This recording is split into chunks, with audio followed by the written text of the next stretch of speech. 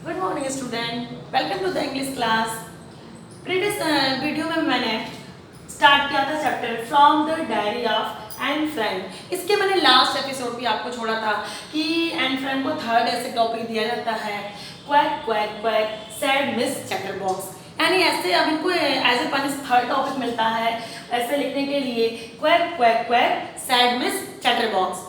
तो ये अपने इस ऐसे पे कुछ डिफरेंट करना चाहती हैं, कुछ अलग लिखना चाहती हैं, कुछ अलग करना चाहती हैं।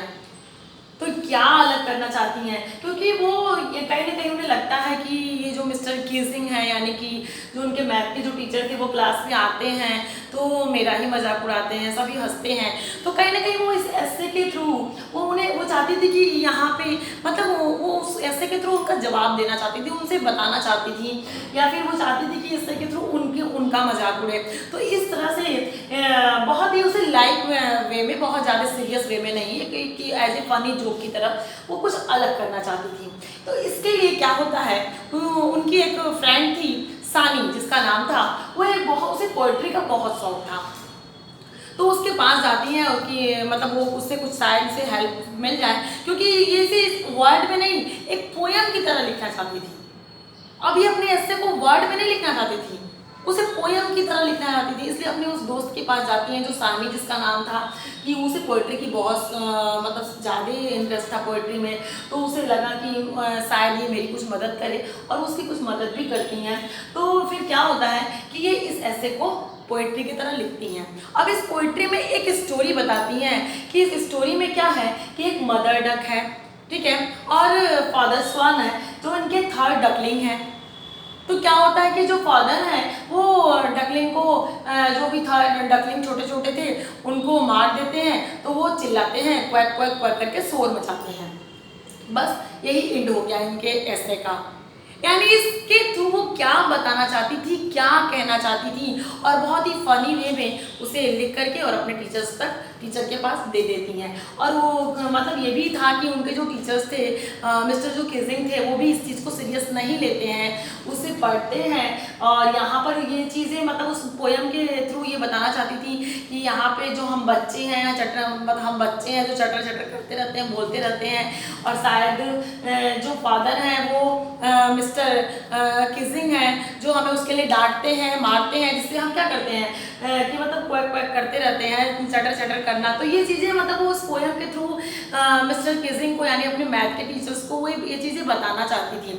तो कहीं ना कहीं जब उनको ये पोयम से लिखा हुआ, यानी पोयम के वे में लिखा हुआ जब ये ऐसे मिस्टर कीजिंग को मिलता है, उसके बाद उसे पढ़ते भी हैं, बहुत सीरियस भी नहीं लेते हैं, बहुत ही लाइक ही उसे लेते हैं। ऐसा नहीं था कि वो एक मैटर बन जाता है, ऐसा कुछ नहीं होता है। और उसके बाद क्या होता है कि वो बताती हैं कि उसके बाद उन्हें कभी भी कोई भी उनकी बात करने पे कंट्रोल नहीं करता है, यानी कभी भी उन्हें क्लास में बात करने के लिए कभी भी इस तरह का पनिश दोबारा नहीं किया गया, दोबारा कोई मतलब ऐसे लिखने को नहीं दिया गया, दोबारा कोई एक्स्ट्रा होमवर्क नहीं दिया गया। और मिस्टर कीजिंग भी उन्हें कभी भी अब दोबारा इस चीज़ के लिए मना नहीं करते थे। तो कहीं ना कहीं मिस्टर कीजिंग का ये जो उनका जो ये पनिश करने का जो तरीका था, वो कहीं ना कहीं ऐसा था कि ये बात करने में ज़्यादा टाइम वेस्ट करती हैं, और ये ऑलरेडी इनकी मैथ भी वीक थी। तो इस तरह से वो अपने ऐसे के थ्रू अपने टीचर्स को जो कहना चाहती थी, बताना चाहती थी कि बार बार उनका क्लास में आके उन्हीं का मजाक उड़ाना उन्हें पसंद नहीं था। तो वो अपने ऐसे के थ्रू उन्हें समझा देती हैं, बता देती हैं।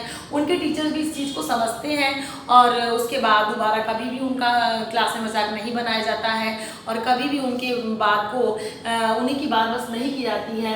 और उन पर कभी भी कहते हैं कि वो दोबारा मेरे साथ कभी भी ऐसा नहीं किया गया कि मुझे एक्स्ट्रा होमवर्क दिया गया या फिर ऐसे लिखने के लिए दिया गया। तो ये सारी चीज़ें मतलब इन सारी चीज़ें एक तरह से एंड हो गई, समाप्त हो गई।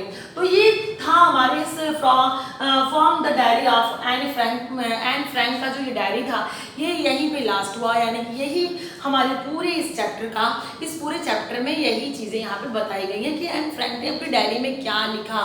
तो उनके डायरी का एक छोटा सा पार्ट यहाँ पर एक्सप्लेन किया गया था। So our chapter is completed. Thank you.